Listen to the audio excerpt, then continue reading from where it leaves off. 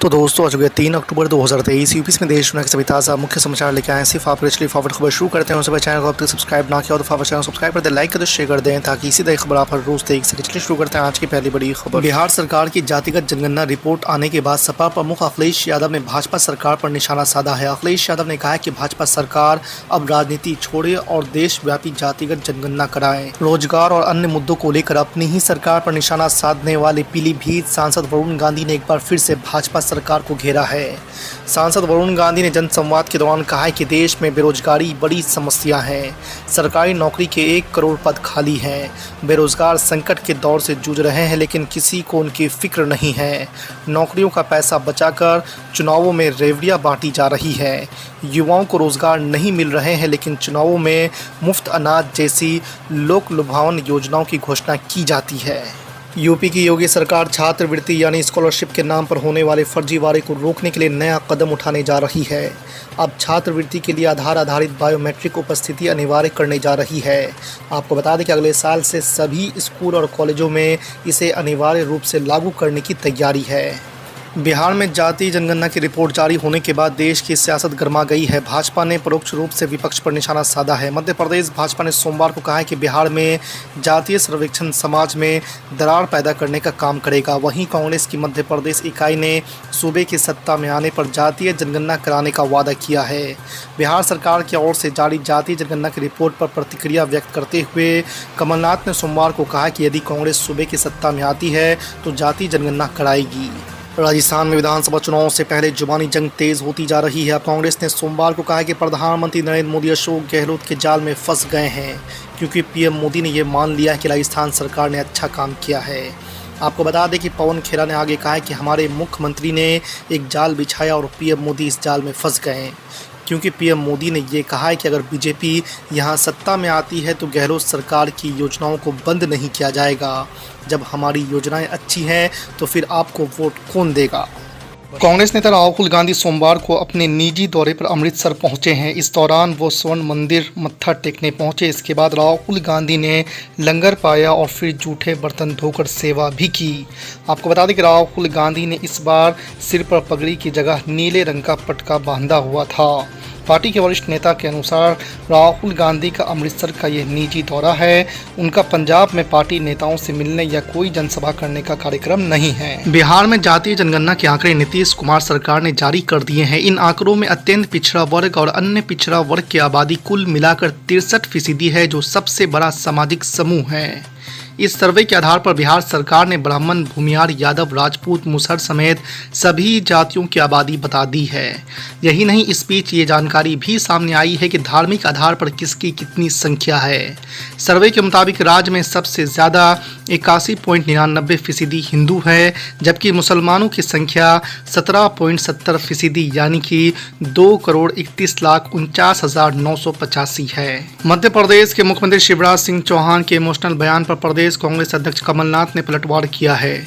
कमलनाथ ने कहा है कि प्रदेश के लोग शिवराज को नहीं, उनके झूठे वादों को याद रखेंगे, उनकी फर्जी घोषणाओं को याद रखेंगे। सूबे में जो व्यवस्था चौपट की गई है, केवल इसी वजह से लोग शिवराज को याद रखेंगे। मध्य प्रदेश के कभी कांग्रेस के सबसे करीबी रहे ज्योतिरादित्य सिंधिया अब कांग्रेस नेताओं के हार्डकोर टारगेट बन गए हैं। सूबे में जैसे जैसे विधानसभा चुनाव नजदीक आ रहे हैं, कांग्रेस सिंधिया पर तीखी जुबानी हमले बोल रही है। अशोकनगर पहुंचे एमपी विधानसभा के नेता प्रतिपक्ष और कांग्रेस के कद्दावर चेहरा गोविंद सिंह ने केंद्र मंत्री ज्योतिरादित्य सिंधिया पर जमकर हमला बोला है। कांग्रेस पार्टी ने रविवार को पवन कुमार बंसल की जगह अपने वरिष्ठ नेता अजय माकन को नया कोषाध्यक्ष नियुक्त किया है। माकन को राहुल गांधी का करीबी विश्वास पात्र माना जाता है और कुछ महीने पहले राजस्थान के प्रभारी कांग्रेस महासचिव के पद से इस्तीफा देने के बाद से उनके पास कोई पद नहीं था। कांग्रेस महासचिव के.सी. वेणुगोपाल ने एक बयान में कहा कि पार्टी अध्यक्ष ने अजय माकन को तत्काल प्रभाव से अखिल भारतीय कांग्रेस पार्टी का कोषाध्यक्ष नियुक्त किया है। पूर्व मुख्यमंत्री गुलाम नबी आज़ाद ने उनके जम्मू कश्मीर का अगला उपराज्यपाल बनने की अफवाहों को खारिज करते हुए रविवार को कहा है कि वो इसके लिए इच्छुक नहीं हैं। कांग्रेस के पूर्व नेता ने कहा है कि उन्हें किसी रोजगार की तलाश नहीं है, बल्कि वो जम्मू कश्मीर के लोगों की सेवा करना चाहते हैं। राज्य में ऐसी अफवाह है कि गुलाम नबी आज़ाद को जम्मू कश्मीर का अगला उपराज्यपाल नियुक्त किया जा सकता है। पुरानी पेंशन योजना की बहाली की मांग को लेकर 20 से अधिक राज्यों के केंद्र और राज्य सरकार के हजारों कर्मचारी राजधानी दिल्ली के रामलीला मैदान में जुटे। आपको बता दें कि पेंशन शंखनाद महारैली में प्रदर्शनकारियों ने नई पेंशन योजना का विरोध करते हुए कहा है कि वो सेवानिवृत्ति के बाद अपने भविष्य को लेकर चिंतित हैं। दिल्ली के मुख्यमंत्री अरविंद केजरीवाल भी राजस्थान के मुख्यमंत्री अशोक गहलोत की राह पर बढ़ते हुए नजर आ रहे हैं। दरअसल अशोक गहलोत की तरह केजरीवाल ने भी केंद्र सरकार से पुरानी पेंशन योजना का समर्थन करते हुए और इसे दिल्ली सरकार के कर्मचारियों के लिए लागू करने की गुजारिश की है। आपको बता दें कि केजरीवाल ने यह मांग ऐसे वक्त में उठाई है जब पुरानी पेंशन योजना की बहाली को लेकर 20 से अधिक राज्य से केंद्र एवं राज्य सरकार के कर्मचारी दिल्ली में जुटे हुए हैं। 2024 में होने वाले लोकसभा चुनाव में भाजपा को शिकस्त देने के लिए इंडिया गठबंधन ने रणनीति तय कर ली है। किस सीट से किसे चुनाव लड़ाया जाएगा, इसको लेकर भी करीब नाम तय हो गए हैं। सीटों के बंटवारे को लेकर सपा प्रमुख अखिलेश यादव ने कहा है कि इंडिया गठबंधन ने यूपी में भाजपा के वीआईपी प्रत्याशियों को हराने के लिए अब पूरी तरह से तैयार है। आने वाले लोकसभा चुनाव में भाजपा की विदाई तय है और नवरात्रि में सपा यूपी की वीआईपी सीटों पर प्रत्याशियों का ऐलान कर देगी। केंद्रीय गृह राज्य मंत्री नित्यानंद राय ने महागठबंधन सरकार पर जमकर हमला बोला है। उन्होंने आरोप लगाया कि आरजेडी या जेडीयू को विकास से मतलब नहीं है। रविवार को पटना एयरपोर्ट पर पत्रकारों से बातचीत में उन्होंने कहा है कि मौजूदा सत्ताधारी दल बिहार को बर्बाद करने पर तुले हुए हैं। मनोज झा के ठाकुर कविता पाठ के बाद उत्पन्न राजनीतिक विवाद कम नहीं हो रहा है। केंद्रीय मंत्री और बीजेपी के सीनियर लीडर गिरिराज सिंह ने लालू यादव के बेटे और बिहार के डिप्टी सीएम तेजस्वी यादव के एक बयान पर पलटवार किया है। रविवार को पटना में केंद्रीय मंत्री ने कहा है कि राजद की मानसिकता अच्छी नहीं है, समाज को बांटकर राजनीति करते हैं। छत्तीसगढ़ विधानसभा चुनाव के नतीजों के पहले ही कयासों का दौर शुरू हो गया है। एक तरफ बीजेपी कई सीटों पर उम्मीदवारों की घोषणा कर जोर शोर से प्रचार प्रसार में जुटी है, तो वहीं सत्ताधारी कांग्रेस लगातार जमीनी स्तर से कार्यकर्ताओं को जोड़ने में लगी हुई है।